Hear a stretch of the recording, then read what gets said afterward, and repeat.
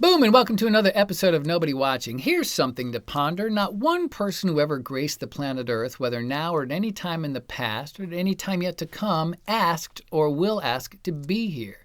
Most people don't linger on the question of how they got here because they figure being born provided most of those answers, at least biologically. However, the truly amazing and vastly underappreciated part of being here is that the you that you are is here at all. We are all only here because of something someone else did or decided. And that was the greatest crapshoot of all, for no matter what you can imagine, you really have no idea what you're going to get when you go about the crazy business of making other humans. It's nuts. Be it the mighty powers of the universe or just dumb biological luck, all of the ingredients to make you came together. You made your grand entrance, and through nature, nurture, geographic, economic, educational, and numerous other factors, you have evolved into the very special, one-of-a-kind, nobody-like-you-at-all person that you are today. Me too. And while there may be similarities among us, nobody else has your thoughts, your emotions, your reactions, your aspirations, your fingerprints, whatever. We are legions of individual marvels of the universe. In some cases, you will meet or exceed the expectations of those who brought you here. In other cases, you may fall short. Your existence is forever on display like it's a giant, public, eternal performance review. But let's not drift.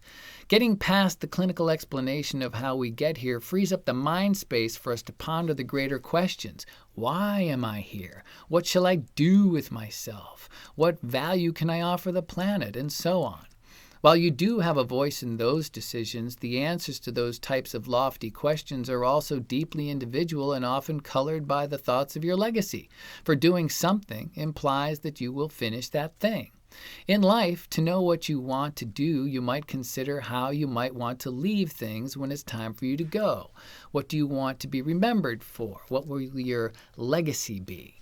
Those thoughts can get pretty heavy and are easy to backseat because unless we get a hold of some special information somehow, not many of us know how or when we're going to go.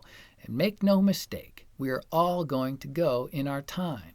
In fact, the reward for being here is our awareness of our limited time and the notion that we should use the time we have wisely, even if we feel we have all the time in the world. You can't really imagine your birth. You might envision it, but you don't have the capacity to remember experiencing it or much of anything at that stage of life.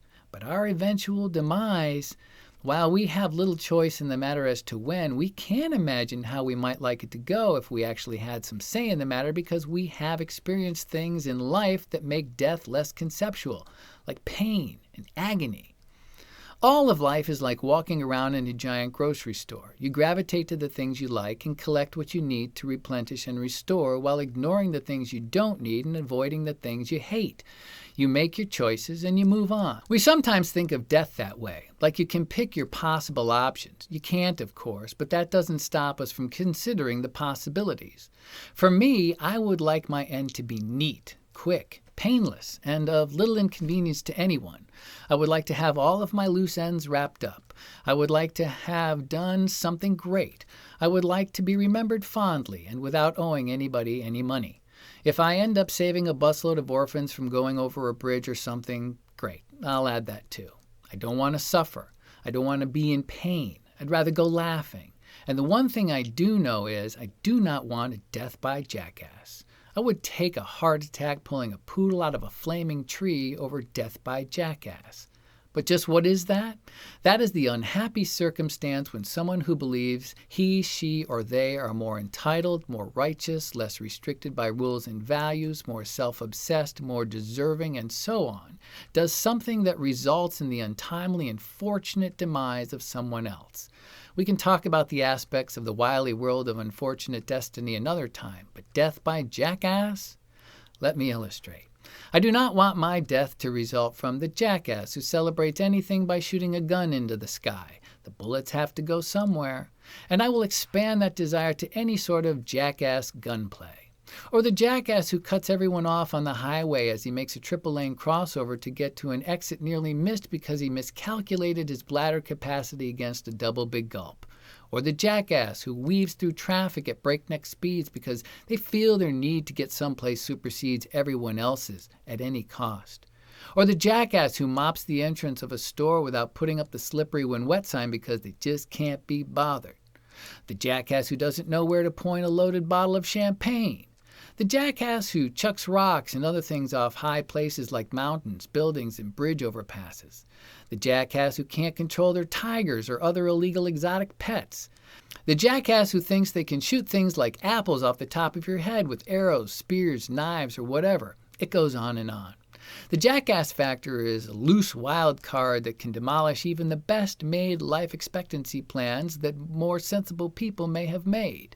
Nobody is really excluded in this because everyone gets a turn at being a jackass. But my hope is that when your turn comes around, you will limit your jackassery to things that are not likely lethal. For instance, gunplay. If your turn to be a jackass involves a loaded gun in a mall or anywhere near other people, you might want to rethink your actions. Look around you. This isn't the Wild West, and there doesn't have to be a great need to pack heat to hit them all, unless you intend to do harm, and in that case you are no longer a jackass, but a criminal. And who needs that?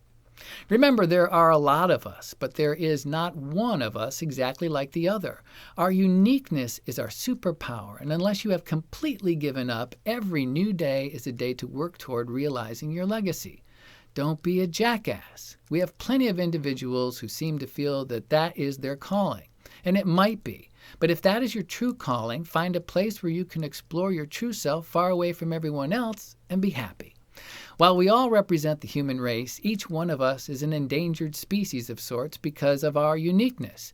You don't want to be the jackass that snuffed out the very last Walter Michelson or whomever, do you? And for the rest of us, may we live long and wonderful lives with limited exposure to any deadly jackass. And we'll see you next time.